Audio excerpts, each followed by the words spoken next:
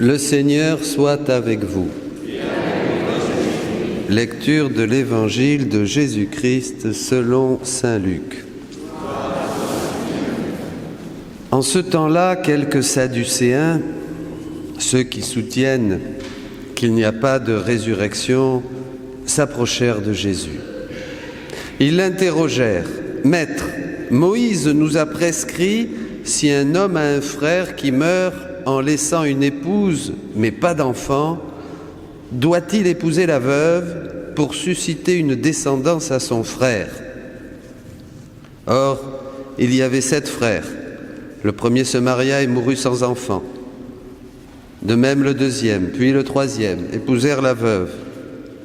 Et ainsi tous les 7. Ils moururent sans laisser d'enfant. Finalement, la femme mourut aussi. Eh bien, à la résurrection, cette femme-là, duquel d'entre eux sera-t-elle l'épouse, puisque les 7 l'ont eue pour épouse ? Jésus leur répondit, « Les enfants de ce monde prennent femme et mari, mais ceux qui ont été jugés dignes d'avoir part au monde à venir et à la résurrection d'entre les morts ne prennent ni femme ni mari, car ils ne peuvent plus mourir. Ils sont semblables aux anges.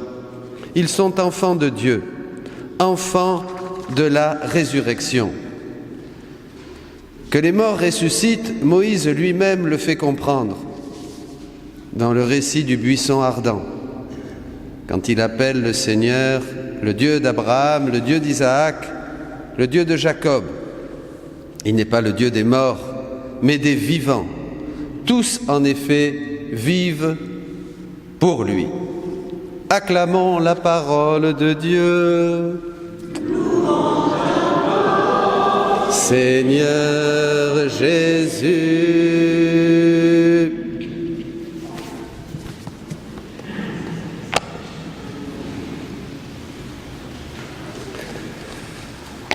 Les Sadducéens, polémiques, ils essayent de piéger Jésus en posant une question sur la résurrection, ils n'y croient même pas.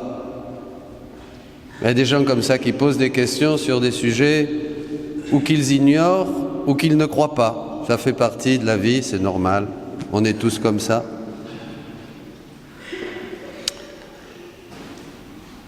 Et au ciel, comme disait la première lecture, ce corps que j'ai reçu du ciel, ce corps d'homme, ce corps de femme, eh bien, je retrouverai mon compagnon, ma compagne, bien sûr.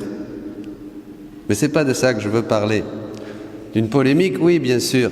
Corps de femme, corps d'homme donné par Dieu. Mettons de côté la théorie du genre et la famille pour tous, bien sûr.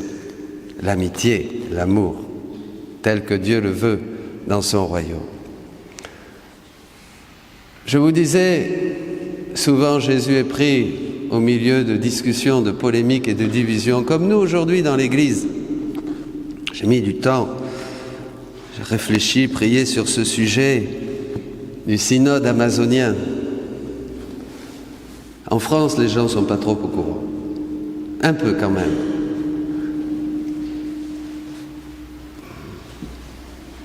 Et il m'est arrivé quelque chose que je partageais samedi dernier, hier, à la messe du matin, à la chapelle de Verdeau. Je réfléchissais, je priais dans ma voiture et sur le thème justement de ce synode et toutes ces tensions qui font partie de la vie de l'Église. Dès le commencement, ça existait et ça existera jusqu'à la fin des temps. Et juste avant de rentrer pour célébrer la messe, j'ai reçu quelque chose qui m'a bouleversé, un message, une vidéo sur des églises. Une église, ça a commencé par une saccagée au Chili, où les anarchistes rentrent, prennent les statues de Marie, de Jésus, les jettent dans les rues, les brûlent et vident les tabernacles. Enfin, épouvantable. Ça m'a mis un nœud et je suis rentré dans l'église malade. J'ai dit, bon Seigneur, tu veux que ça soit comme ça? C'est comme ça. C'était vraiment épouvantable.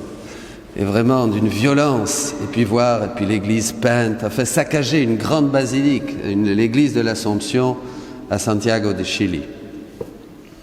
Mon Dieu, je me disais.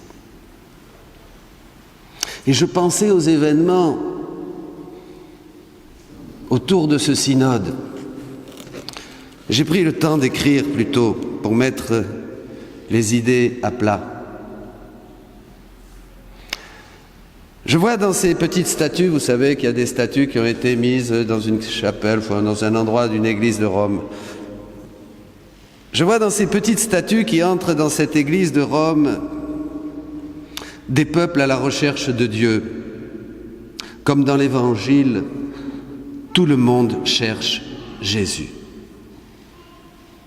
Ces religions païennes, avec leurs croyances, ne sont-elles pas en quête de sens ?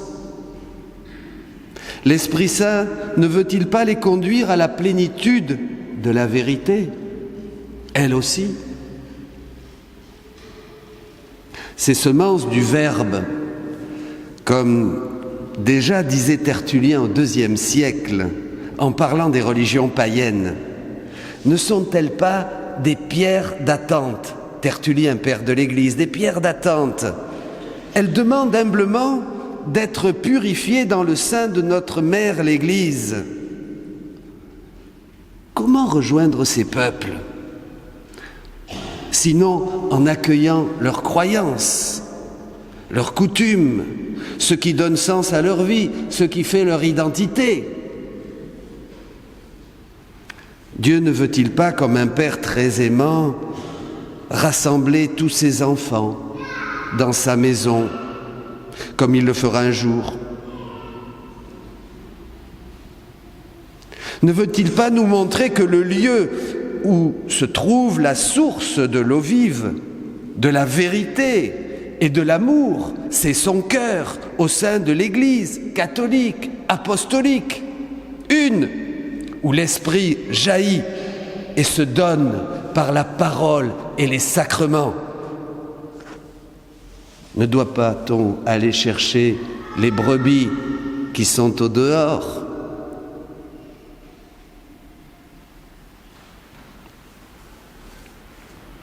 N'ayons pas peur, mes amis.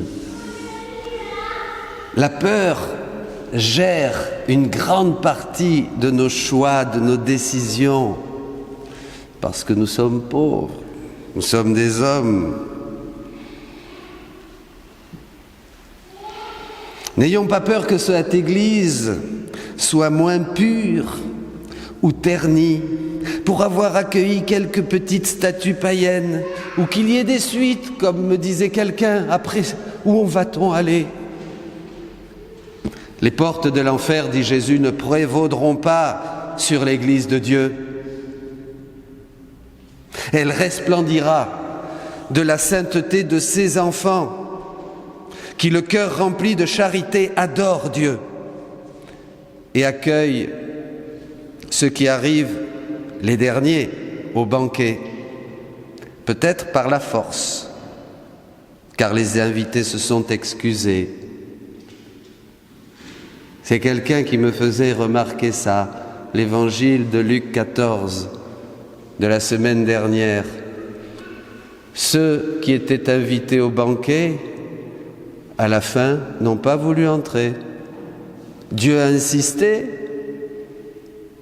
ils n'ont pas voulu. Alors il a dit, allez les chercher tous, les bons, les mauvais, les boiteux, les aveugles. Je veux qu'ils soient là avec moi au banquet.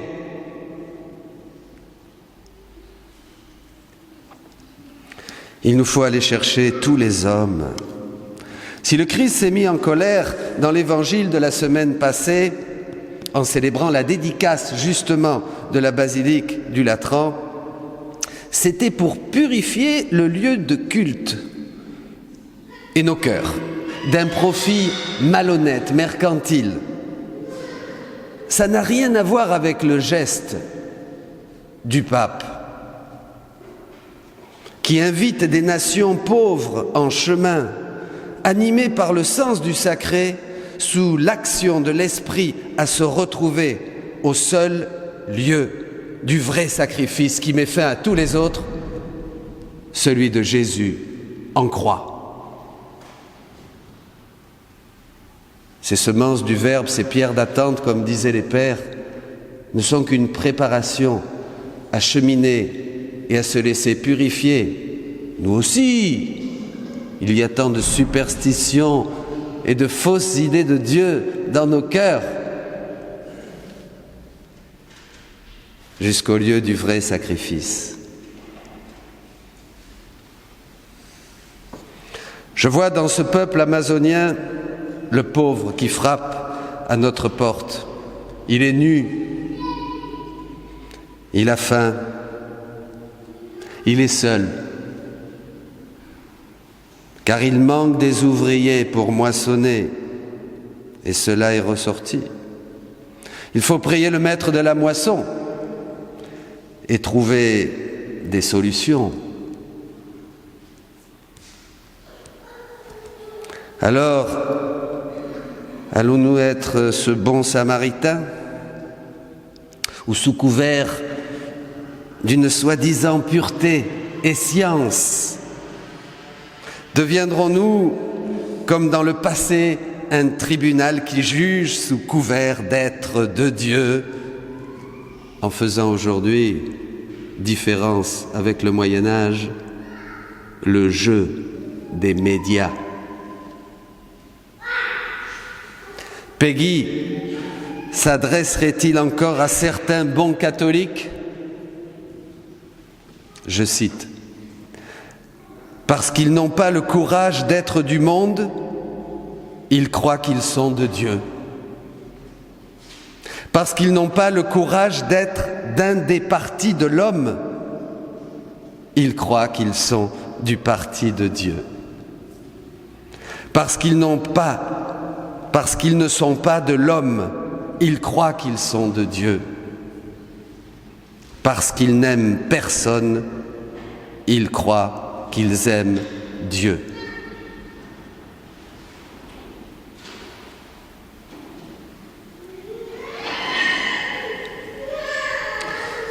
Hier, je voyais cette église saccagée par les hommes, des hommes bestialisés sous l'influence de la rage du démon. Et nous connaissons bien ces desseins, dira l'apôtre Paul. Faisons attention.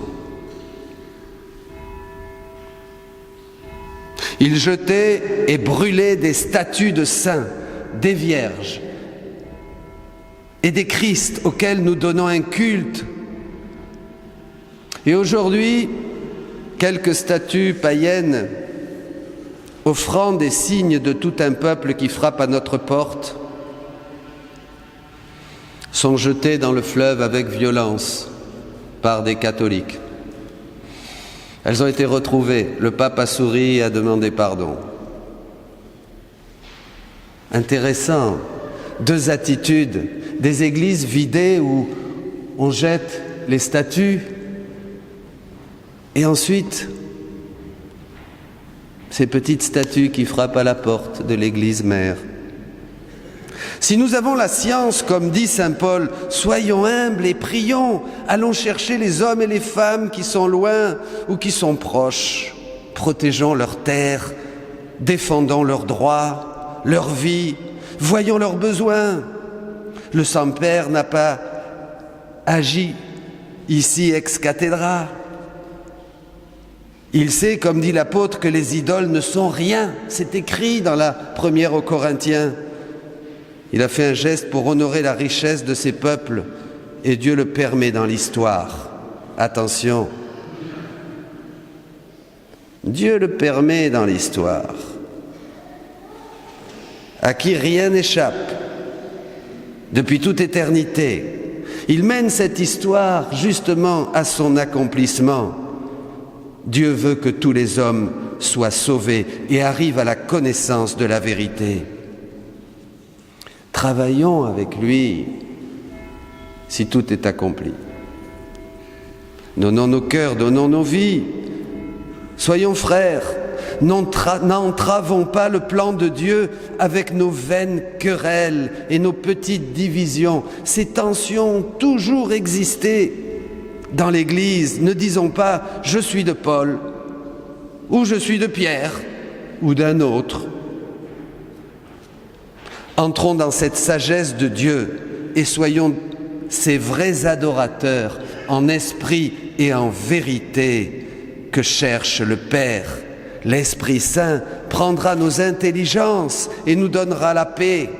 Vivons notre sacerdoce de baptisés. Confessons que même si nous ne comprenons pas et si nous sommes gênés dans notre sensibilité, ce qui est normal, nous croyons que Dieu fait tout concourir au bien de ceux qui l'aiment. Et préparons ensemble, par la sainteté de notre vie, le témoignage de l'amour fraternel et du martyre, s'il le faut.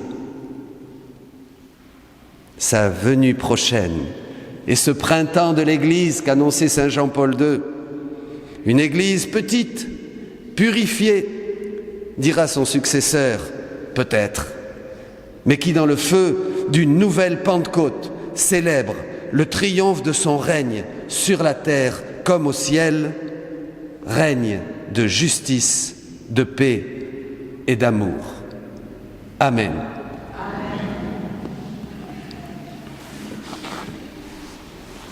Je vous envoie comme des brebis au milieu des loups.